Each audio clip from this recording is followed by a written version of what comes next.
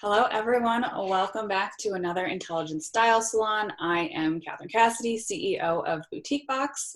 And just in case you haven't watched the other salons, Boutique Box is helping professional women, really ultimately any woman, curate how she wants to show up, delivering her a curated curated shopping experience. As we'll dig into in this conversation with Rupa, I'm sure you'll see how it goes a little bit deeper than just clothes. Clothes are really the tool for how you want to show up as yourself. And this Intelligent Style Salon series is inspired by sort of everything that's going on in the world right now. And I really feel like it is a time for people to dig into what they really want and what they want to create for themselves in their lives. And while it might feel uncertain, there's so much of a gift in that uncertainty. And part of putting this series together is 12 years of uncertainty living as an entrepreneur. You get really used to it and you get really comfortable digging into the stuff that's keeping you where you are versus the possibility of creating what you really want and your dream life and your dream career and your dream everything into reality. So I'm really excited to have Rupa Kapoor of Women Redefined Photography, among so many other things. That's like same how I use clothes as a tool, Rupa uses photos as a tool. And I'm really honored to have Rupa here to just have what I think is going to be a very beautiful conversation about visibility and vulnerability, showing up. How do you define anything for yourself? And we've both gone through the fire of our own journey of showing up and visibility and vulnerability. And I don't want to say that we're on the other side of it. I think we're more comfortable with it. We've gotten used to what that means, and we've witnessed enough of what our vulnerability and our visibility can create for other people that it helps us get out of our own way to keep doing it. So with that, Rupa, thank you so much for joining us. And I'm really excited to for people to hear your story and your work. It's been such a beautiful transformation. I have known you now for like 6 years. 7 years, because It was 2014 when we did our photo shoot. A month before I moved to DC. I know, right? Yeah. I still look at those photos and I'm like, that's me. I mean, we definitely need to get in the studio or out of the studio or wherever we take photos these days. For another shoot, because as you know, women, we evolve. We've got so many different layers to ourself, not at all, least of which, our style is a part of it, and our work is obviously a part of it. But holy smokes, 7 years, and what can transpire in 7 years? Right. I would love for you to sort of kick us off with your journey as a photographer and what made you step into that, and what has it evolved to now for you? That's so I've had a camera in my hand, Catherine, since I was probably 15 years old, probably sooner than that. That was, I'm 53 now. So it's that was when the little tiny handhelds, that was the big thing, right? So my dad got me a camera when I turned 16 for my 16th birthday. And I actually photographed my sisters. They were my first models. So they would literally, I would have them hanging on ledges, all kinds of crazy stuff, I think, just to scare the crap out of them. And then they take awesome photos, right? So it was just a lot of fun. Sold my first print when I was 18, really by accident. Was photographing a friend's daughter, and this beautiful image turned out of her blowing this bubble in the sunset. And that friend of my parents still has that print hanging on her wall. 40 years, almost 40 years later. It's kind of wild. So that's when it started. I actually had a very small photography business when I lived in Germany for a couple of years, while my daughter was young, and we would literally have her in the carrier and we do family portraits. That was a friend of mine. And then I think when I lost my job, I had been photographing all the time, but 2008, I lost my job again. And I'm like, you know what? I'm done. I'm done with corporate. Did corporate for almost 20 years and started the business. very successfully too.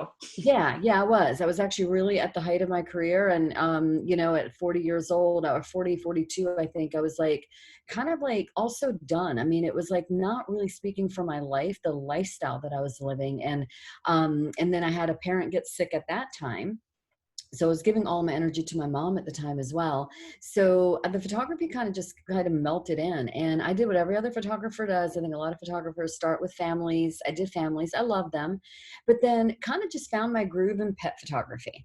And you know that I have like paparazzi portraits that I don't do very often, but I love my pet photography and I love my animals. And I started doing work around raising money for nonprofit, and people wanted to buy my images. So I'm like, yeah, we can sell your pet photo for whatever. And that turned into like a pretty big business for a while. And then the year I think I met you and Monique, which was at the business group that we were in, I had just started playing with working with women. And this just kept calling to me. And I don't know, you know, it's like I want to do something different. I didn't want to do the typical headshots. They didn't call me. Like they were boring. And I'm like, I'm not doing that. I want to have some light and some fire in these women. And I wanted to have them feel their sensuality. And I think at the time I was probably like 46 years old, give or take, maybe 47. And I think I was starting to feel that transition for myself. And so women started kind of poking around on Facebook around that time and stalking me a little bit. And I had a couple gals say, we saw you do that work. Would you do that for us? And I was like, okay. I didn't think anybody would want it. Who would want that, you know? And they're like, what we do. So we started, and I started like, I think like I think it was a year before I photographed you. I was in Asheville, and that was the first year I was like, okay, you know what? Don't wear makeup. I just kind of went off the seat of my pants. Mm-hmm. But what I tapped into, even from that moment, which I now fully realize, like many, many years later, was it wasn't about, so it's not about the actual photography, because I say that I'm not like the best technical photographer. But it was about the energy. And it was about this beautiful space that I create for women, and how we have this conversation and this energy that shows up on camera. Because I think the best compliment that I've ever gotten is not from the client herself, but it's from her friends when they see the image and they say, oh my gosh, that's the woman we've known for 20 years. Yeah. And that's when I'm like, we won.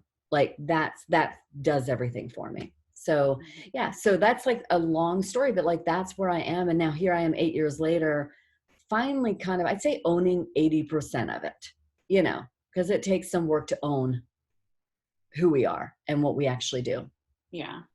Well, 80-20 rule, right? So yeah, sometimes it's 60-40, you know what I mean? So it depends on the day. Yeah, well, and that's fair. I mean, I think, you know, speaking of vulnerability, like it's just about that like decision to show up every day. And, you know, I was listening to your Reveal, Reclaim, Redefine 3-day series that you've been doing as you've been stepping into this like part of you that was sort of being activated on a photo shoot on a set with a woman, helping her see her true self just by being in that good feeling place. But what I thought was really interesting is that like how it's like you've had to step into this for yourself too, to be able to, even in a much deeper, bigger, long-lasting, transformational way, create that for women. I mean, you can't create it until you walk it, right? So, I mean, I kind of feel like I would not be able to be the woman I am had I not gone through all the stuff that I've been through. Right. And I should say create the space. Yeah. As what you were sharing was, you know, you can't do the work for them. You can't tell someone to show up. And I think that like, even to go into like thinking about if you're leading a team as a manager, you know, you can't, like telling someone to do something isn't motivating. Like helping them find their potential and tap into that and like what they really want to create for themselves, that is when you get the results that like stick and create change. Right. But it's you being willing to share your story and be vulnerable that allows other women to do the same thing. And so like, I just think that it's so inspiring how you have taken that one step at a time to get to that place of being able to be that vulnerable. But I know it's been a journey, and I don't know if you'd be willing to like share a little bit of. Yeah, I'm okay with it. Like, I don't really talk about like all, I mean, You don't have to so, get super, but you know, like just okay, this I'm process pretty of. open about it. And you know, Yeah. what I've learned is I don't have to talk bad or smack about my marriage to let people know that I've grown through 20 years of like a really, really toxic space that I didn't know existed, right? And so I find that a lot of women that come to me are on the same kind of healing journey of some sort. It doesn't have to be my journey. My story is my story. Right. I kind of feel like I came out of the fog probably in my, I think it was 48, 49 years old. It was just like this fog that just lifted. And a lot of my story has to do with health and layers upon layers upon layers of like my body just not functioning. And then it was one hit after another, like right around the time I turned 50. But I also started seeing like this cause and effect, that every time I was in a very stressful situation and this really bad situation in my marriage, that my body would like break down. Mm-hmm. And then I would kind of stay because I didn't know where to go. And then I would get better. And then I would get, it was a cycle. And I started seeing this cycle and I started seeing it for what it was. And I don't really anymore. It's like, you know, I come out of the space of saying, you know, it was his fault or my fault. I need to be accountable for myself. And probably around the age of 50, I was like, you know what, I can make some decisions. And the one thing I really talk to my women about is that you have a choice.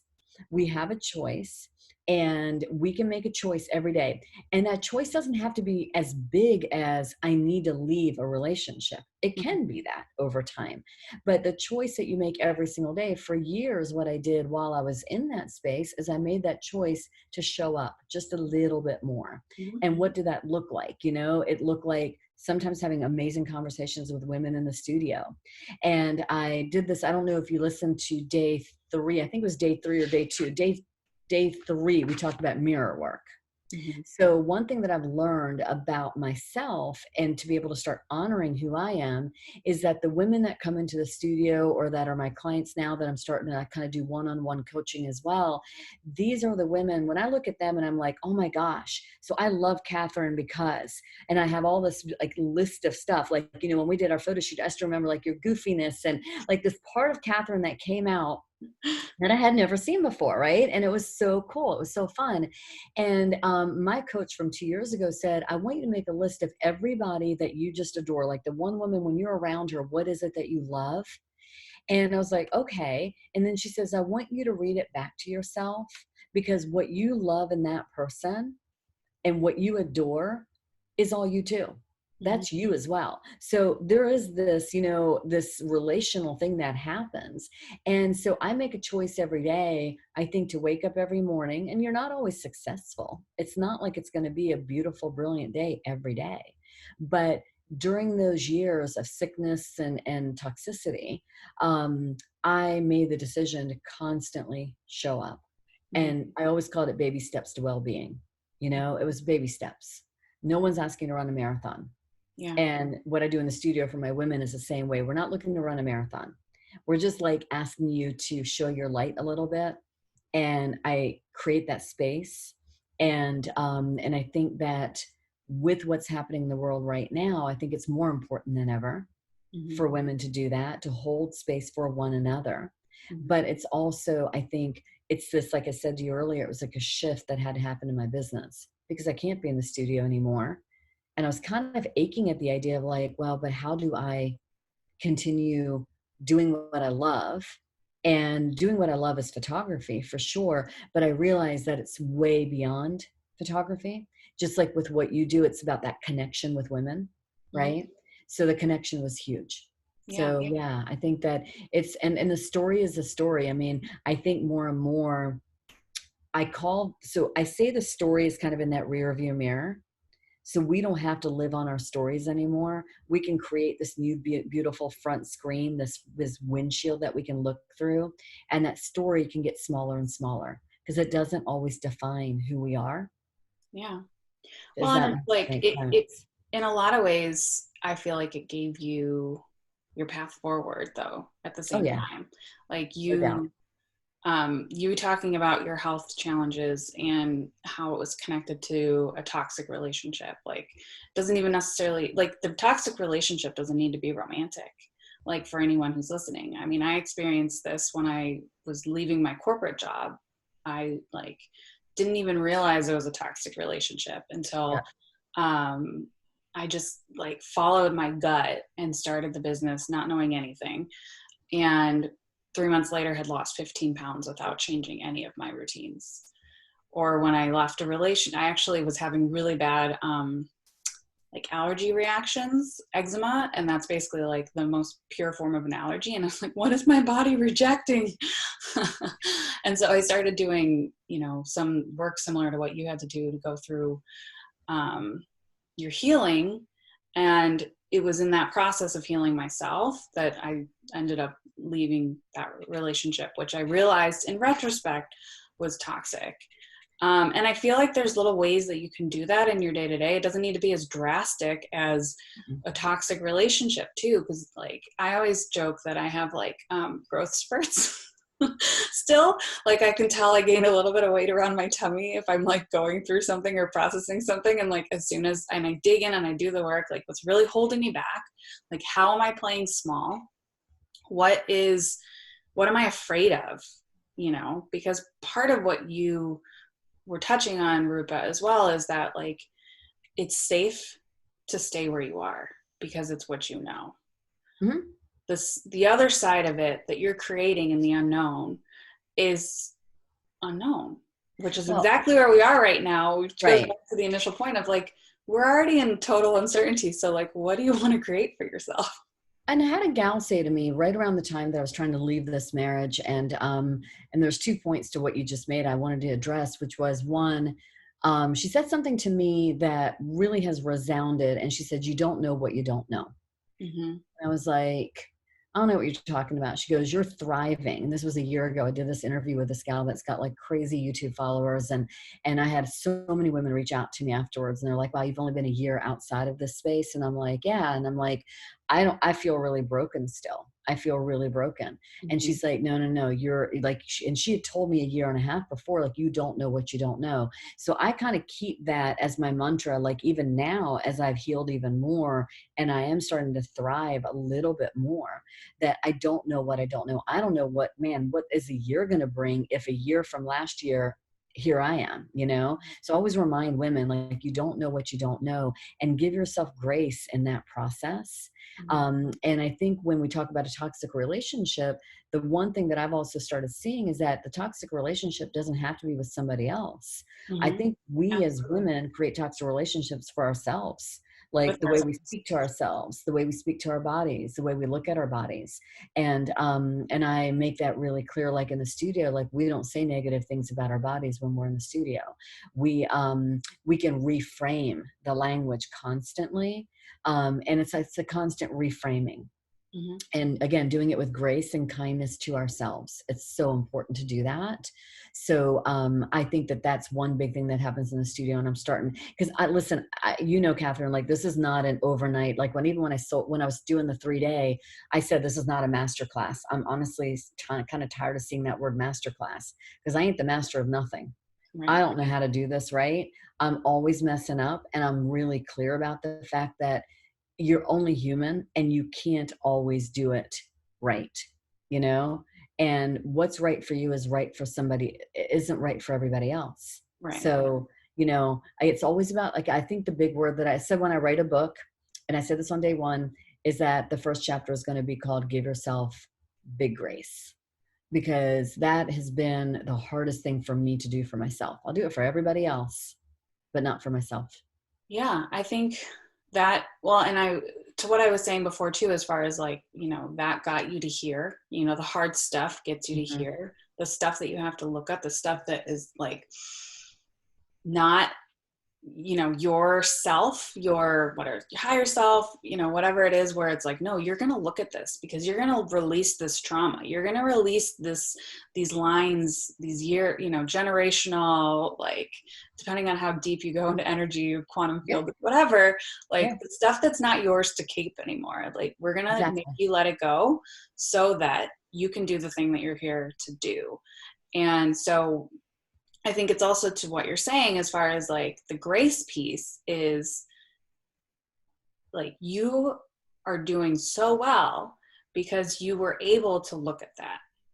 And I say this is to you, Rupa, to myself, to any woman out there, like, you were doing so well because you looked at it and you didn't back down. Right. You saw this as like, okay, I don't like this. And with the last salon with Sarah, it's like, feel the feelings. Like, it's okay to have those feelings. Those feelings are actually really good information and feedback. And, but you also don't need to hold on to them anymore.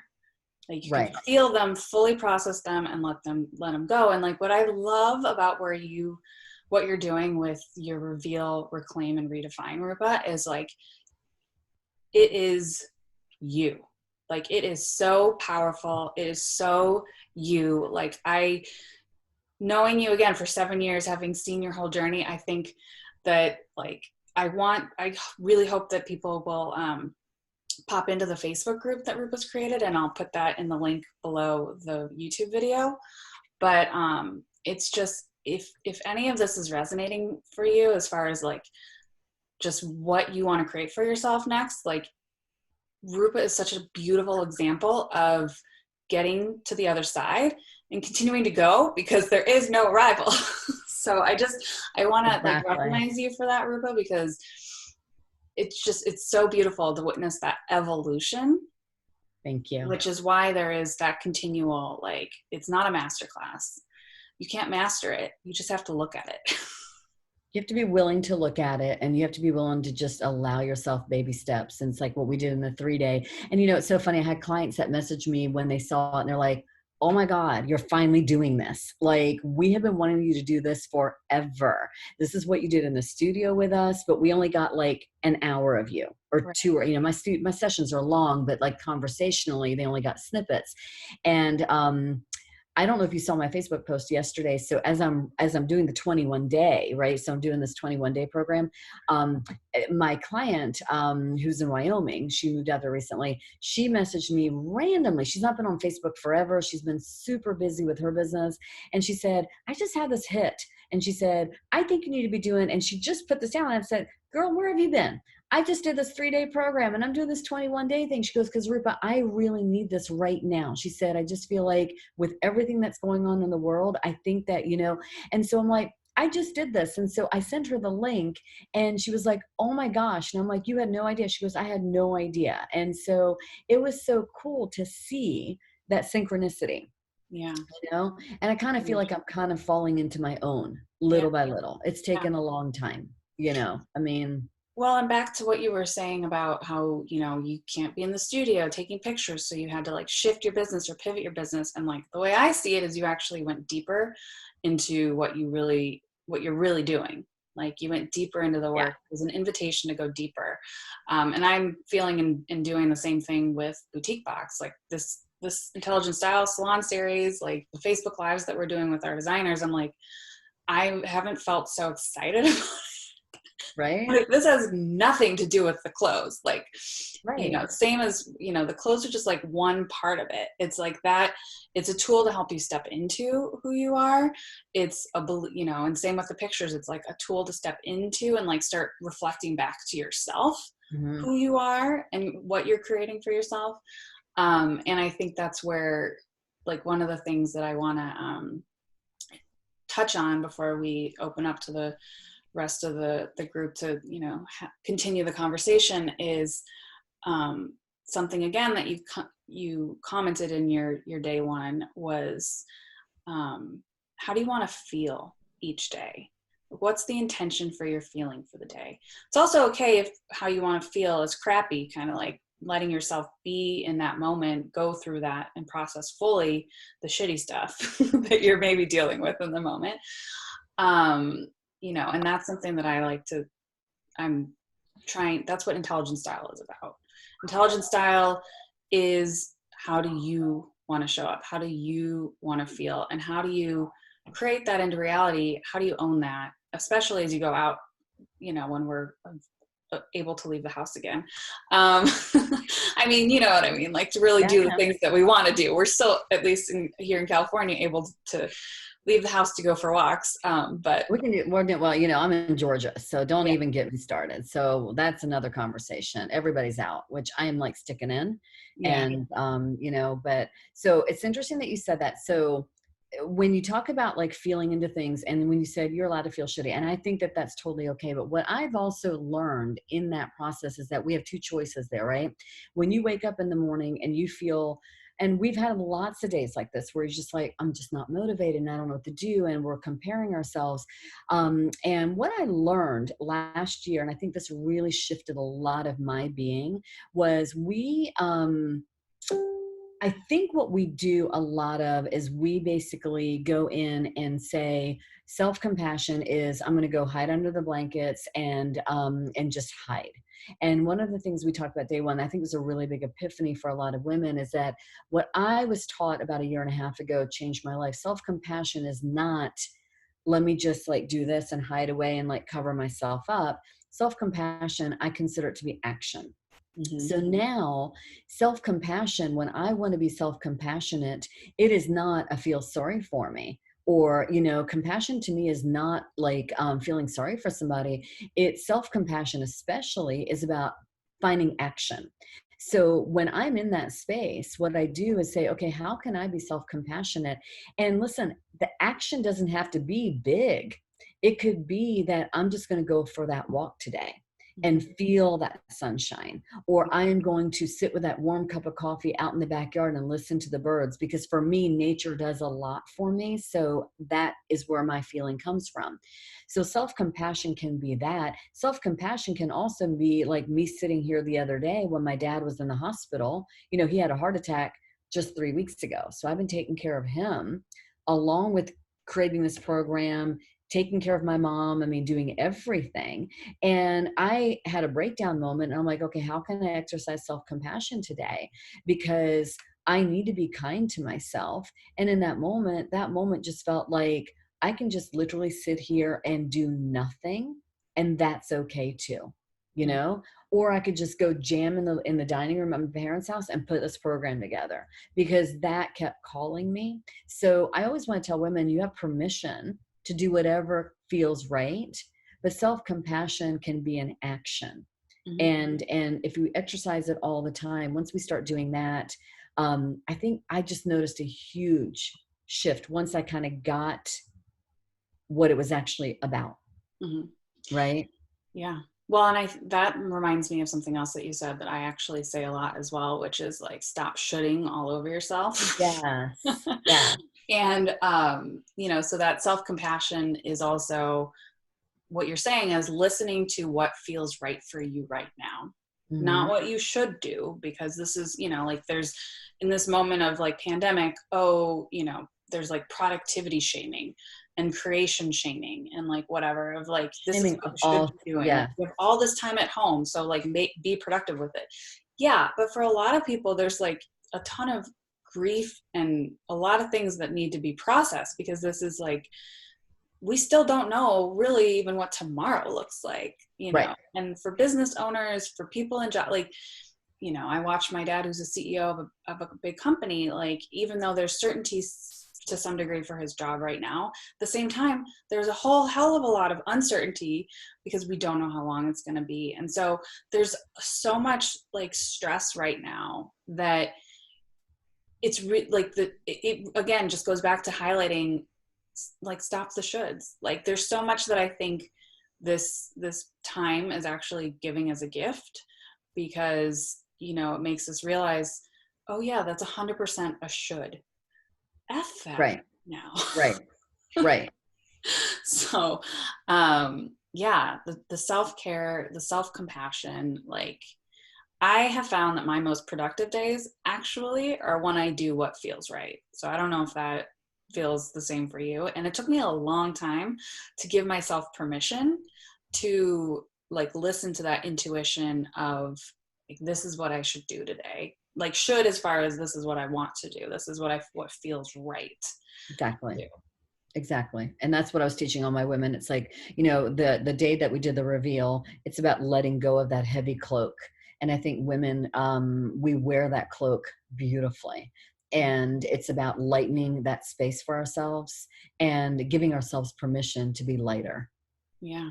You know, so that's a big thing. And you know, in their days, that's like with what you do, it's like I've looked at my clothes, even I'm like, oh my gosh, I've got these beautiful clothes, where am I going to wear them, how am I going to wear them, you know? And so because I mean, I think that for me, you taught me this and I've learned this over the years, like just doing a little bit of that does make me feel good on some days too. So I am kind of not forcing myself, but if there's a day that I'm just like, I'm just going to feel prettier or feel better, then that is what I feel into. And it doesn't have to be anything fancy. It could just be like, you know, getting me out of my sweats and, you know, my pajamas or my robe on certain days. Yeah. So It can be as simple as like a pair of yoga pants that you actually love that make your right, butt look good, right. and a cute t-shirt that fits you really well. Like it doesn't have to be a lot of work. I actually don't think that style should take that much effort. Actually, style doesn't take that much effort. Fashion does. But that's another conversation for another day. Because it truly is just like, how do you want to feel and what will serve you today? So I want to open up the conversation to the rest of the women that are with us live. And so for those of you who are watching a recording, definitely look below for how you can connect with Rupa and get in on her magic. And B, I want to leave you with this quote from Brene Brown that is, without vulnerability, you cannot create. So I think it's Mary Oliver who's like, what will you create with this one wild and crazy life? I may be misquoting. I'm not great at those details sometimes, but you get the point. And so I just wish you all the things. It is time for your light to shine as bright as it can. And we all have your back. So thank you so much, Rupa, for joining us again. And if you are in Atlanta, or although I'm sure she'll take her show on the road when we can, I highly recommend a photo shoot with her, even if you are not an entrepreneur who needs marketing or, you know, just branding photos. Like, it's a really beautiful experience to step into who you are at the highest level. So thank you, Rupa. You're welcome.